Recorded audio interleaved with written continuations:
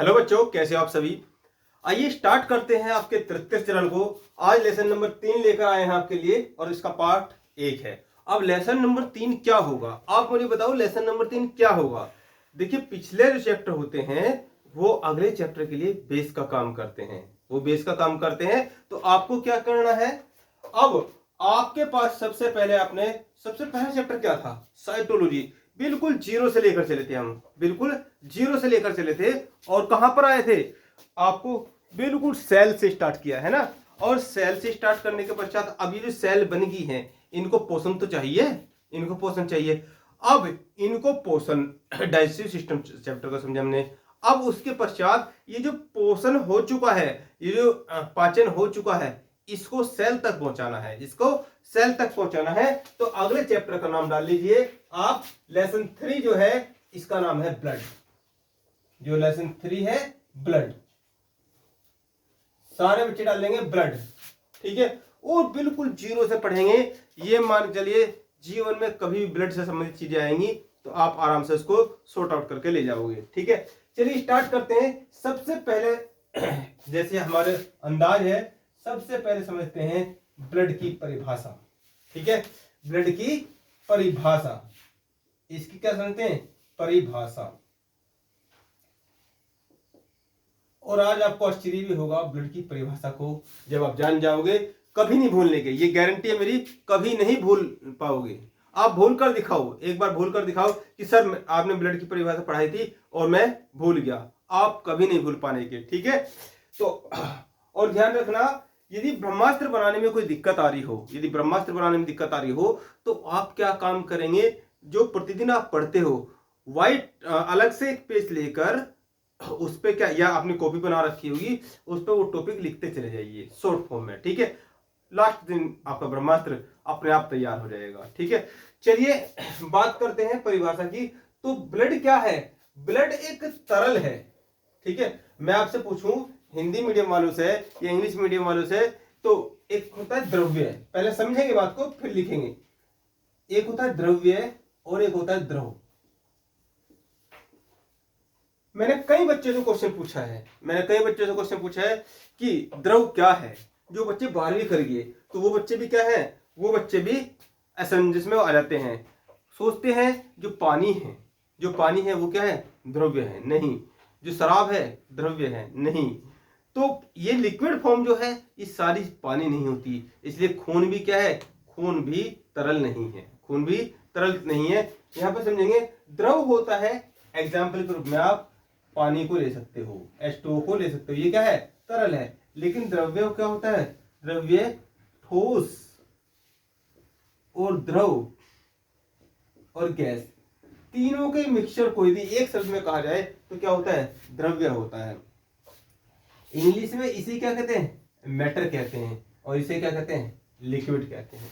बात अच्छी तरीके से समझ लेना। यही क्या है, बेस का काम है किसकी, आपकी ब्लड की परिभाषा को समझने के लिए।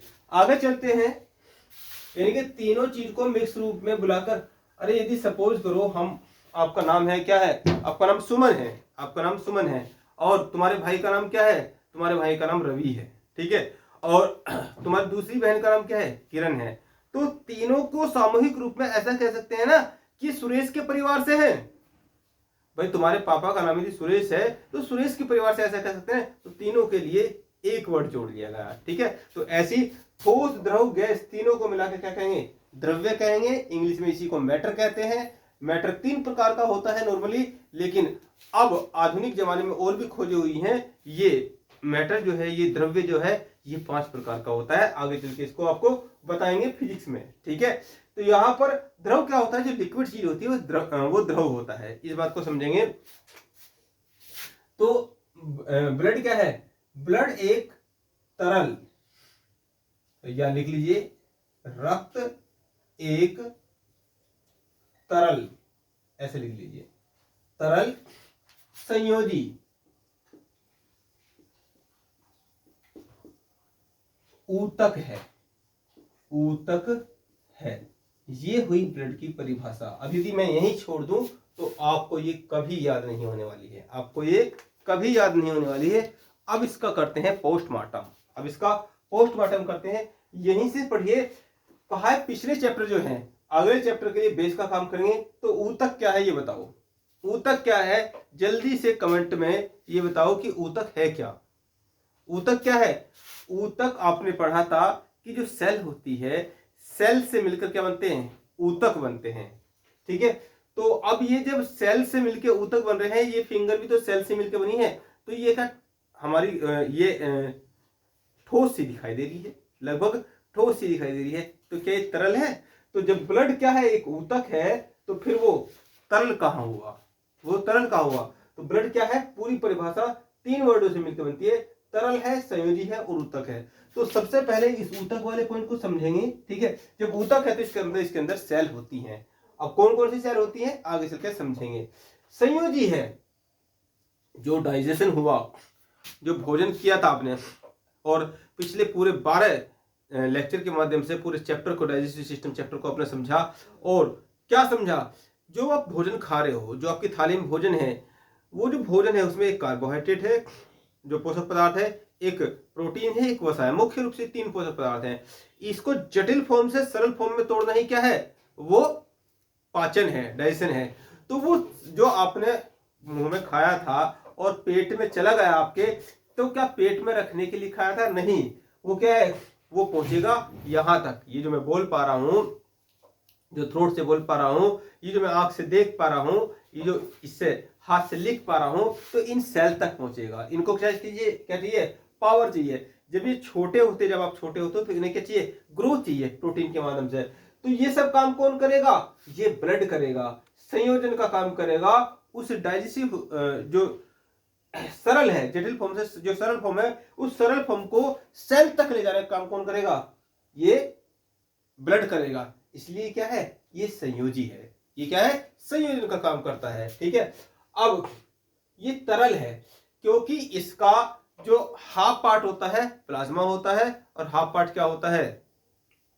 वो सेल से मिलकर बनता है। लगभग 45% क्या होती है? सेल होती है, 55% क्या होती है? वो प्लाज्मा होता है। उस प्लाज्मा में 92% क्या है? जल है। इसलिए क्या है? तरल है।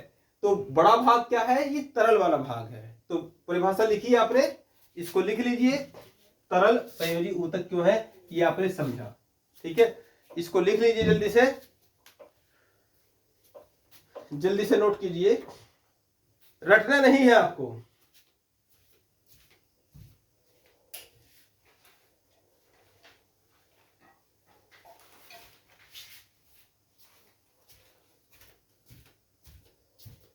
हो गया? हो गया हो तो हम आगे की तरफ बढ़ते हैं। ठीक है, यदि हो गया हो तो फिर एक मार्कर ले लेता हूं स्पेशल सा, एक रेड कलर का। ये हो गया है। ठीक है, चलिए ये मार्कर यहाँ सेट कर दिया हमने। अब बात करते हैं, माइक लगा लेता हूं। तो ब्लड क्या है? तरल संयोजी ऊतक है, ये आपने समझा। अब क्वेश्चन ये आता है कि किसी में ब्लड होता कितना है? मानव में, मेरे में कितना ब्लड है, तुम में कितना ब्लड है, तुम्हारे पापा में कितना ब्लड है? तो ये क्वेश्चन हमेशा आता है कि ब्लड होता कितना है।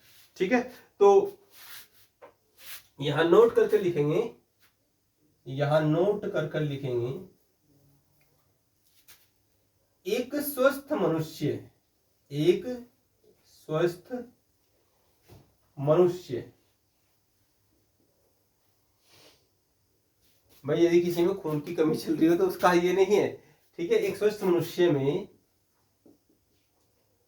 7 से 8% 7 से 8% वजन का, जो उसका कुल वजन होता है, कुल भार का,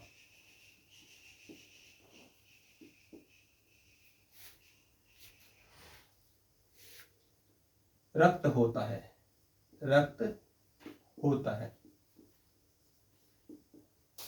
इसको ब्रैकेट में बंद कर दीजिए आप। ठीक है, अब इसको समझेंगे कैसे। सपोज करो आपका वजन क्या है? 40 किलो है। आपका वजन 40 किलो है, तो इसका परसेंटेज निकाल लीजिए, 8% निकाल लीजिए। ठीक है, तो यहाँ पर क्या है? अपॉन क्या हो जाएगा? 100। प्रतिशत निकालना आता है नहीं आता है? भाई जो प्रतिशत, ये दो बिंदु जो होती हैं ये होती हैं 100, पूरा शत। इस डंडे को ऐसे कर दिया और इसको नीचे रख दिया दोनों बिंदुओं को, ठीक है। तो क्या होगा, इस जीरो से ये जीरो कट जाएगा, ठीक है। 4 दूनी कितने होते हैं 8, कितना होता है 8 अपॉन, सॉरी 4 दूनी ये 8 चौक 32। अब 32 को देना है 10 से भाग, कोई टेंशन की बात नहीं है। सीधा सीधा जब भी इस प्रकार का दिखाई दे यहाँ पॉइंट लगा लिया कीजिए, ठीक है। यानी कि यदि किसी का वजन कितना है 32 किलो है, सॉरी 40 किलो है, तो उसका जो उसके अंदर जो खून होगा यदि वो स्वस्थ है, उसको कोई बीमारी नहीं है, तो 3 किलो 200 ग्राम होगा, है ना, केजी 3.2 केजी होगा। अब सब बच्चों का ये कार्य है, आज इस लेक्चर को अटेंड करने के पश्चात अपना अपना ब्लड लिख के भेजेंगे कि तुम्हारे अंदर कितना खून है, ठीक है। ये सब लिख के भेजना है। तो अब यहाँ पर ये भी क्वेश्चन आता है, ये भी बातें आती हैं कि ब्लड के अंदर होता क्या क्या है, ठीक है। ये बातें आती हैं ब्लड के अंदर होता क्या क्या है, ठीक है। तो यहाँ पर नोट में ही बात लिखेंगे, ये नोट नंबर 1 हुआ और नोट नंबर 2 चलेगा। यहाँ पर नोट नंबर 2, ब्लड क्या होता है, रक्त क्षारीय होता है। ये ब्लड ही यूज कर लो, ब्लड क्षारीय होता है। अब ये क्षारीय क्या होता है, जब आपने भोजन करा था और भोजन कहाँ है आपके मुख से कहाँ पर गया था, वो अमाशय में गया था, तो वहां क्या है HCl की मात्रा थी। वहां पर क्या होता है भोजन अम्लीय होता है। जब आप ड्यूडेनम में भोजन को पहुंचाया, जब काइम से वो काइम कहाँ गया था ड्यूडेनम में गया था, तो वो कैसा हो गया था, वो क्षारीय हो गया था। किसके मिलने से क्षारीय हुआ था, वो पित्तरस के मिलने से क्षारीय हुआ था। तो ये क्षारीय क्या होता है, नॉर्मल जल, इस क्षारीय पॉइंट को समझेंगे कि ये जो क्षारीय होता है तो ये क्या होता है, नॉर्मल जो वाटर होता है, तो वाटर का स्वाद ना खट्टा होता है, ना मीठा होता है, ना नमकीन होता है, ना वो कड़वा होता है। तो वो जो उसका जो वैल्यू होती है, लिक्विड को मापने के लिए इस प्रकार से मापते हैं। इसको आपने नोट कर लिया होगा, मैं इसको मिटा देता हूं, ठीक है। ये नोट कर लिया होगा, इधर ले लेते हैं इस बात को। तो जो इस प्रकार से पीएच वैल्यू में मापते हैं, तो ब्लड की जो पीएच वैल्यू होती है,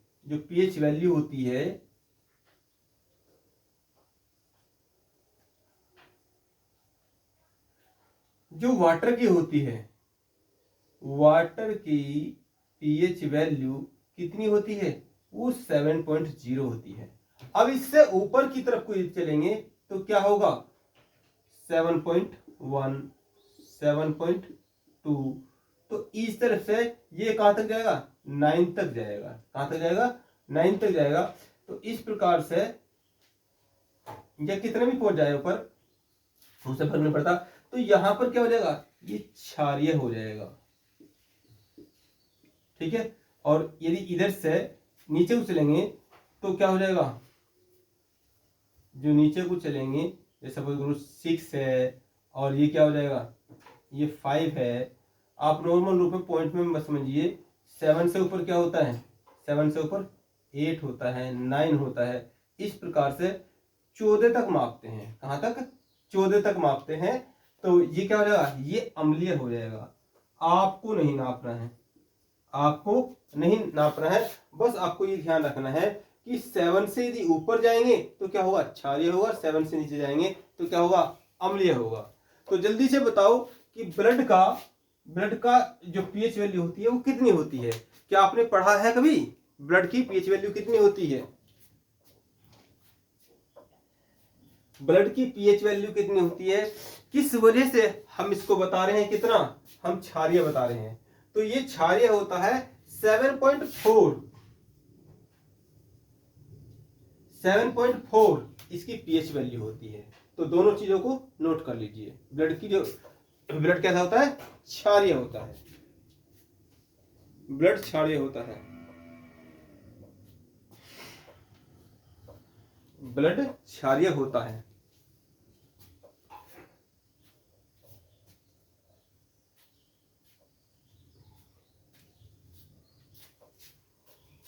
क्षारीय क्यों होता है? क्योंकि इसके अंदर कार्बनिक अम्ल होता है, कार्बनिक अम्ल होता है, इसके अंदर कार्बनिक अम्ल होता है, सोडियम बाइकार्बोनेट होता है, सोडियम बाइकार्बोनेट होता है,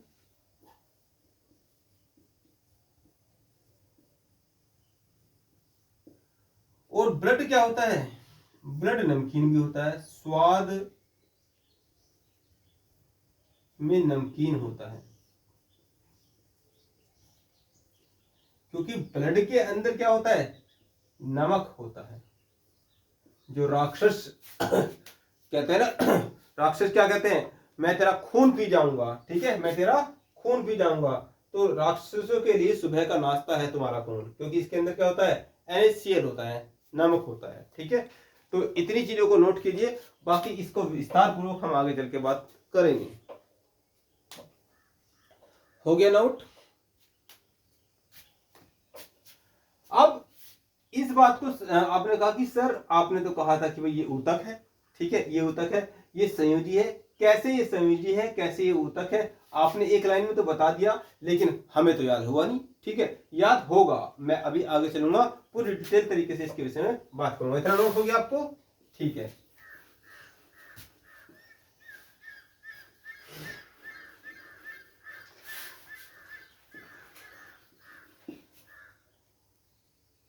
इसको भी मिटाइए और आप इस पॉइंट को रहने दीजिए, ब्लड वाले को, ठीक है, इसको रहने दीजिए। अब यदि मैं ब्लड को पूरा 100% मान लूं, तो 100% क्या होता है? अभी अभी आपने देखा कि यदि किसी व्यक्ति का वजन कितना है, 40 किलो है, तो उसका हमने कितना 8% निकाला। तो यदि ये सपोज करो ये एक चौक है, ये मार्कर ही है, और मैं 20 से तोड़ दूं, आधा आपको दे दूं, आधा अपने पास रख लूं, तो 50% कितना? 50% आपके पास है और 50% मेरे पास है।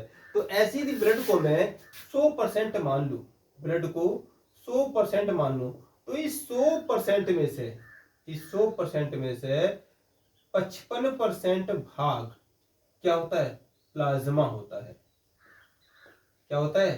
प्लाज्मा होता है। नोट कर लीजिए। और इसमें जो होता है कितना बचा? 45% भाग क्या होती हैं? ब्लड सेल होती हैं।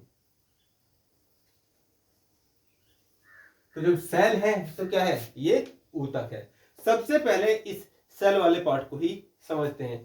कौन कौन सी सेल होती हैं इसके अंदर? कौन कौन सी सेल होती हैं? तो इसके अंदर आरबीसी होती है, कई बार आपने सुना होगा आरबीसी, रेड ब्लड सेल्स। इसके अंदर डब्ल्यूबीसी होती है।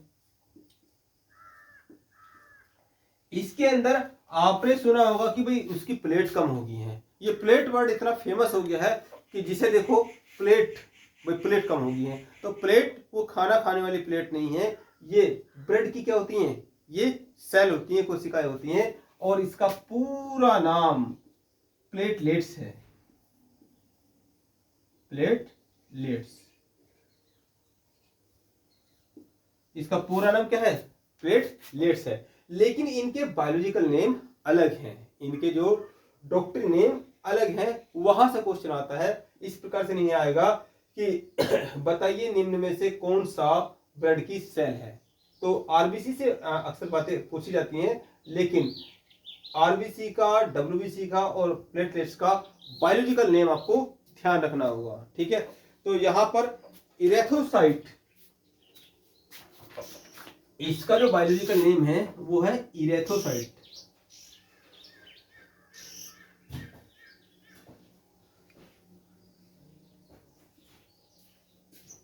इरेथ्रोसाइट इसको लिखेंगे इरेथ्रोसाइट, और साइट की स्पेलिंग जो है वो सी लिखेंगे।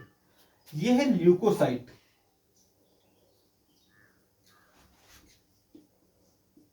ठीक है। और जो प्लेटलेट्स हैं, जो प्लेटलेट्स है उसको कहते हैं थ्रोम्बोसाइट।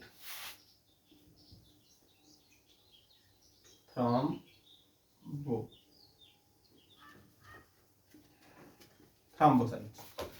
तो यहां पर जो आरबीसी है, आरबीसी को आप हमेशा, अब आरबीसी नहीं, इरेथ्रोसाइट बोलेंगे।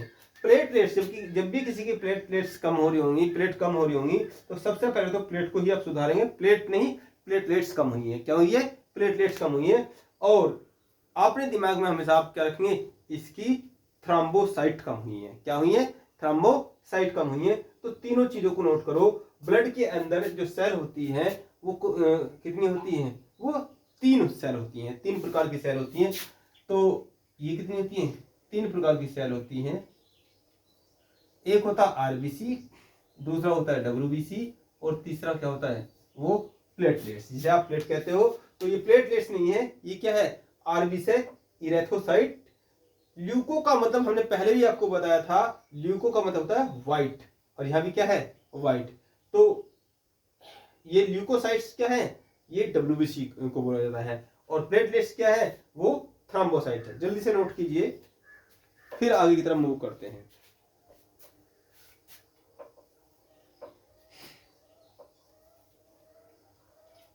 हो गया?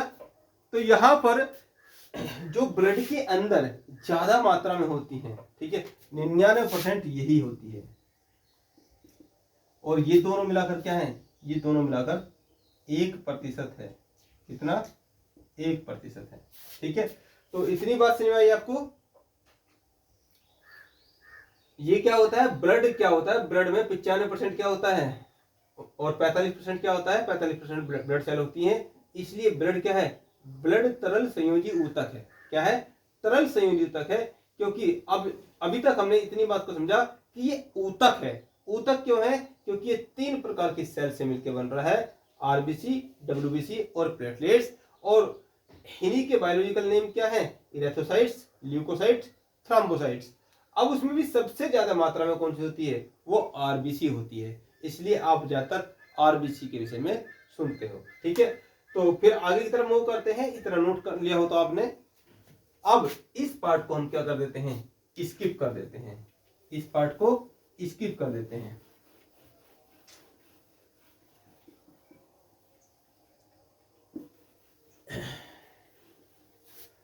आप अपने पन्ने के अगले पॉइंट पे तो फिर डालेंगे प्लाज्मा। आप प्लाज्मा को समझते हैं। ठीक है, प्लाज्मा को समझते हैं। तो जो प्लाज्मा है, जो प्लाज्मा है उसके अंदर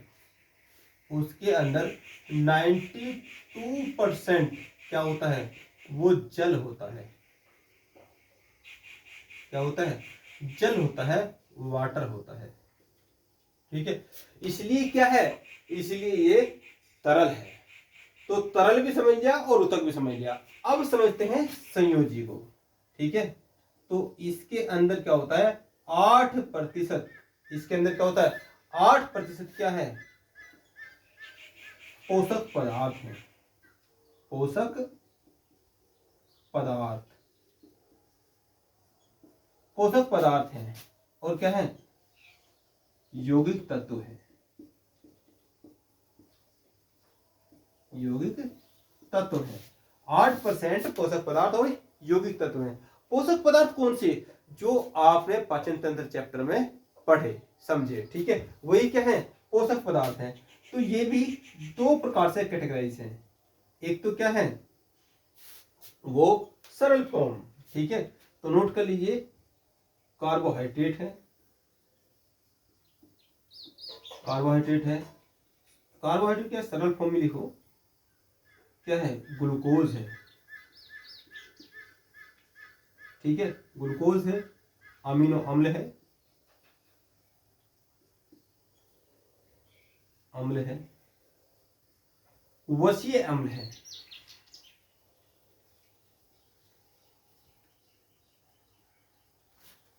पोषक पदार्थों में इसके पास प्रोटीन भी है। इसके पास प्रोटीन भी है। तो नोट कर लीजिए, प्रोटीन कौन सा है? जो आपको हमने बताया था, पिज्जा सारी। पिज्जा सारी जो भी हमारे लिए तो कवाड़ी है। तो जो जे था वो क्या था? वो था हेपेरिन। कहां बना ये हेपेरिन? जल्दी से बताइए, कहां बना? यकृत में। किसको दे देता है? ब्लड को दे देता है, तो ब्लड के पास है हेपेरिन। और एस है सारी के एस से क्या बना, स्कंदित करने के लिए जो यकृत बना रहा है क्या, प्रोथाम्बिन बना रहा है।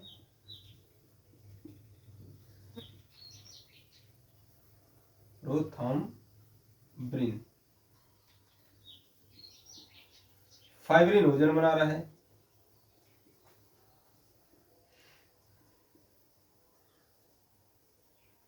और क्या बना रहा है, ये थाम्ब्रिन बना रहा है।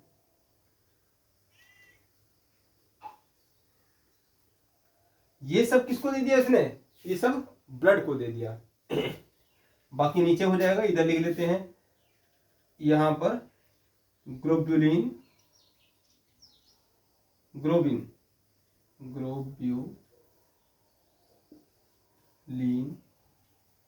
ग्लोब्यूलिन एंटीबॉडी,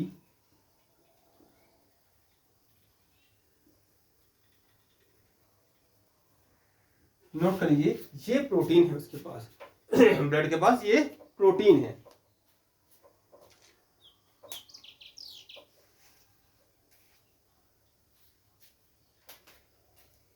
और एल्ब्यूमिन भी है। क्या है, एल्ब्यूमिन है।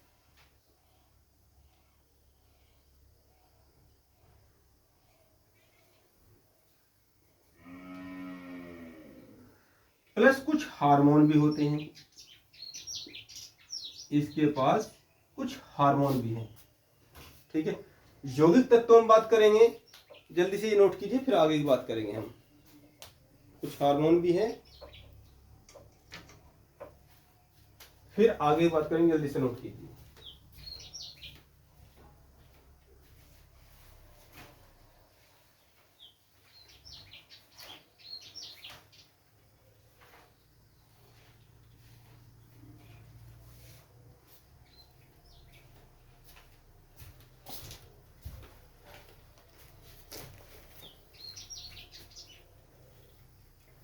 हो गया। यहां पर यौगिक तत्वों की बात करेंगे तो यहां पर कार्बोनिक अम्ल है,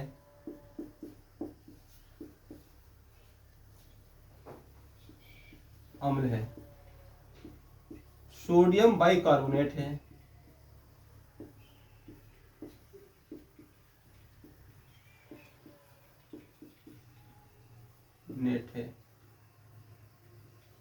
NaCl है, नमक है ना, NaCl लिख लो। सोडियम क्लोराइड लिखना चाहो तो सोडियम क्लोराइड लिख लो, सोडियम क्लोराइड है। ठीक है, यहां पर कार्बन डाइऑक्साइड भी है, CO2 एंड O2 भी है। ठीक है, ये क्या है, ये यौगिक तत्व है। भाई यौगिक कैसे है, ये क्या है, NaCl, तो सोडियम है और क्लोराइड है, तो यौगिक हो गया ना, दो तत्व है, दोनों का योग हो गया, यौगिक तत्व हो गया।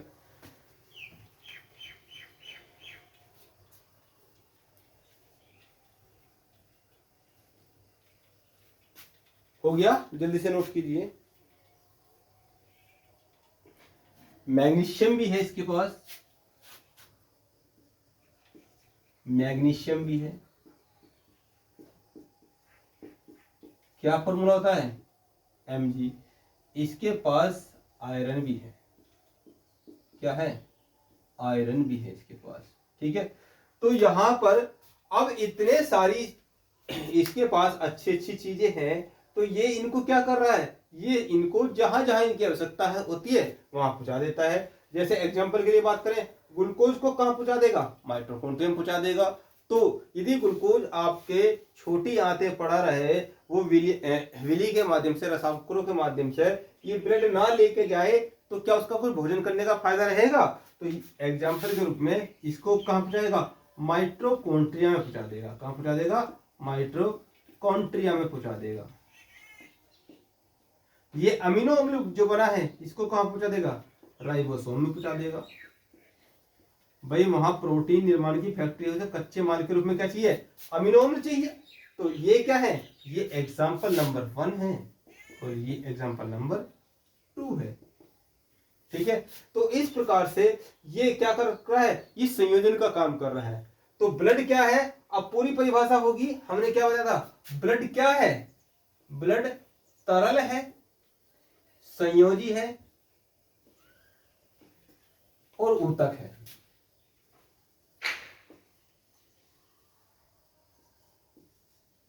तो अब तो आपको याद करने की जरूरत नहीं पड़ेगी, अब याद करने की जरूरत पड़ेगी।